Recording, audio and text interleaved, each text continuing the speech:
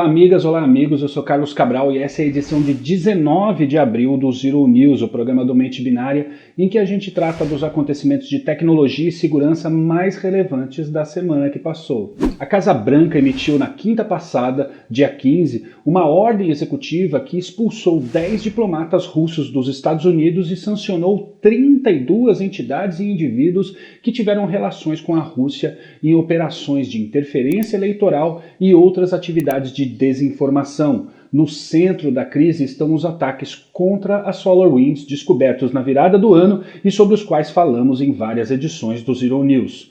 O incidente da SolarWinds foi extremamente relevante. Vale lembrar que diversas entidades do governo americano foram unadas, inclusive aquela que administra as armas nucleares do país. Mas, na verdade, o caso foi o elemento que faltava para uma resposta dos Estados Unidos contra a Rússia, que já era cobrada desde que ficou confirmada a interferência de Putin na eleição de 2016, a qual foi extensamente investigada, provada e documentada no Mueller Report, mas que não gerou uma resposta à altura do executivo americano porque a situação favorecia Donald Trump e agir contra os russos nesse terreno poderia ser interpretado como algo que deslegitimaria a própria posição de Trump no Salão Oval. Os russos, os chineses e até os iranianos tentaram usar engenharia social pesada também nas eleições do ano passado, como comprovou uma investigação conjunta dos órgãos de inteligência americanos. Todos os links estão aqui na descrição desse episódio. E uma resposta mais enfática já vinha sendo cozinhada há meses. Mas mesmo que haja centenas de páginas em provas, o ato de combater atividades de desinformação é mais difícil do que agir contra cyberataques. Isso porque essas operações estão sempre envolvidas em subjetividade, pois são poucos os que assumem que foram persuadidos a votar em um determinado candidato porque se deixaram levar pelos posts em redes sociais ou no WhatsApp.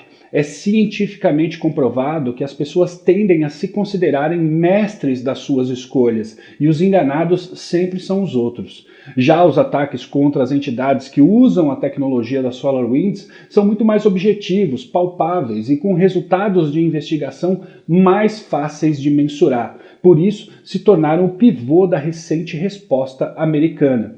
Ainda nessa linha da ação americana contra os russos, a NSA publicou no mesmo dia 15 de abril um relatório contendo as 5 vulnerabilidades mais exploradas pela inteligência russa. Trata-se de uma de 2018 no FortiOS, o sistema operacional presente nos produtos da Fortinet, outra de 2019 em uma ferramenta de colaboração chamada Zimbra, a terceira afeta o sistema Pulse Connect Secure e foi catalogada em 2019, a quarta, também de 2019, afeta o Citrix Application Delivery Controller e a última foi documentada no ano passado em sistemas VMware. Pesquisadores da Forescout identificaram um conjunto de vulnerabilidades, apelidadas por eles de NameWreck, que são ligadas a implementações do protocolo DNS em algumas versões de sistemas FreeBSD, que por sua vez são a base de algumas versões de sistemas operacionais Núcleos RTOS. Falando assim, algumas versões, pode parecer que a coisa não é séria, mas os sistemas impactados por essa falha fazem parte de diversas tecnologias industriais e de IoT, o que, segundo as estimativas da equipe da Forescout, pode chegar a um volume de 100 milhões de dispositivos afetados,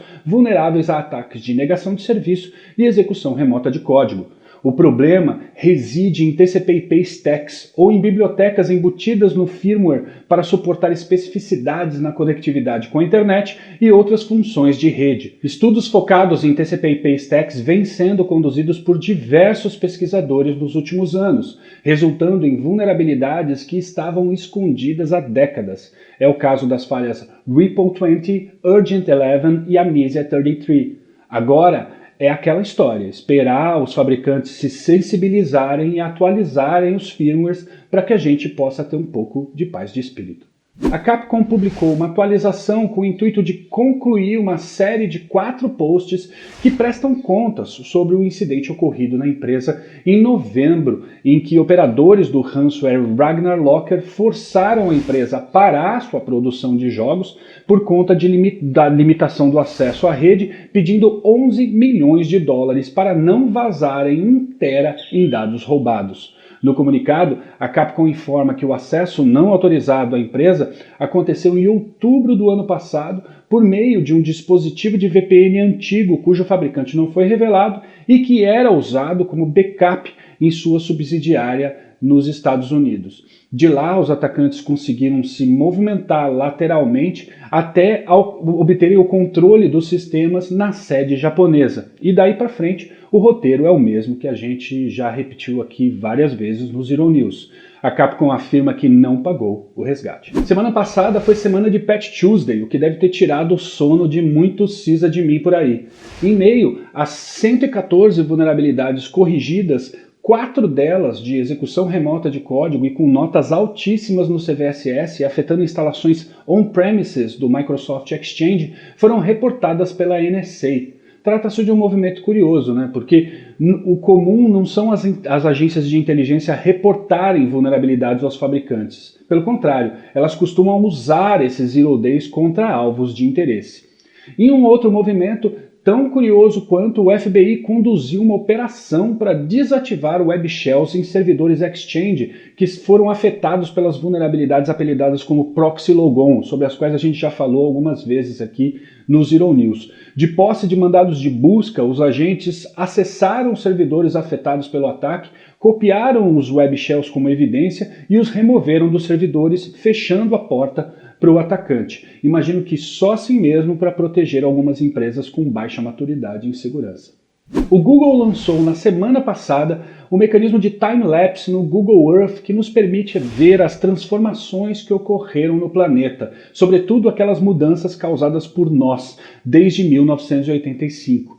Essa tem sido considerada a maior atualização no Google Earth desde 2017 e ela é fruto da combinação de 24 milhões de fotos de satélites que foram cedidas pela NASA, pelo programa Landsat da USGS e pela iniciativa Copérnicos da União Europeia, resultando em 2 petabytes de dados. Nos testes que eu fiz, eu busquei pelo bairro em que eu moro, aqui em São Paulo, que é alvo, da especulação imobiliária que derrubou muitas casas para construir prédios.